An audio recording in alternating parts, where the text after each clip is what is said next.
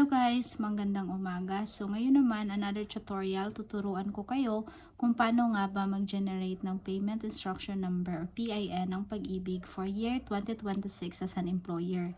So let's just assume meron na kayong Pag-ibig online account as an employer. I-assume natin yan. So basically, i-click mo lang itong link and kailangan mong i-login kung ano yung mga credentials mo as an employer. So, ayun. So, step 1 is that once naka-login ka na, i-click mo lang yung payment instruction and then i-click mo yung create new. After that one, by the way guys, dito sa create new, let's just assume na na-add mo na yung mga membro mo sa kumpanya, na everything is correct na-add mo na silang lahat.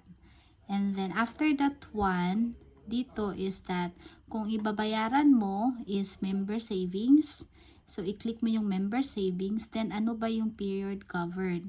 Remember guys, so for today is actually March 2026. So delay kasi siya for 1 month. So basically kung February yung babayaran mo na month, magbabayad ka for March na. Yung posting nun is for February. And let's just say kung March naman, yung babayaran mo yung March na month is for April. So, okay. So, click mo lang yung continue.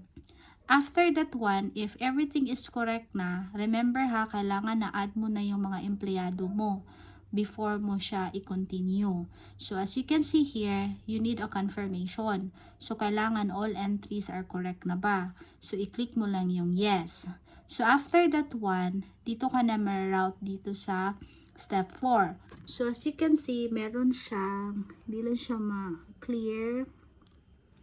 Dito is that submit payment instruction. So, meaning to say, kailangan mo siyang i-click yan.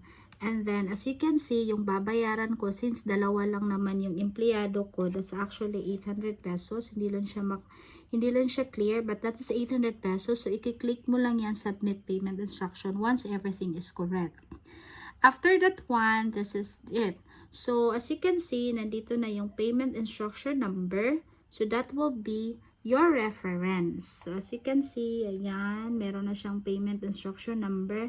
Yan yung reference ko para kung mababayad ako sa mga authorized na payment channel ng Pag-ibig.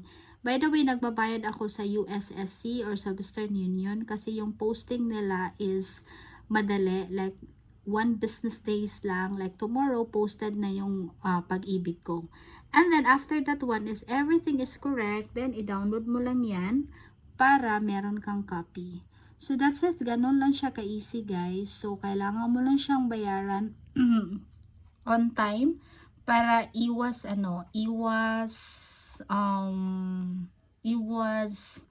interest. Kasi sa pagkakaalam ko, kung delay payment ka, magbabayad ka ng interest sa Pag-ibig. So that's it guys. I hope na nakatulong yung tutorial ko for this 2026 and lesser hassle na siya kasi nakaka-hassle din kasing pumunta talaga mismo sa Pag-ibig para magbayad lang ng benefits ng mga tao mo. So that's all. Thank you so much. Follow for more. Bye!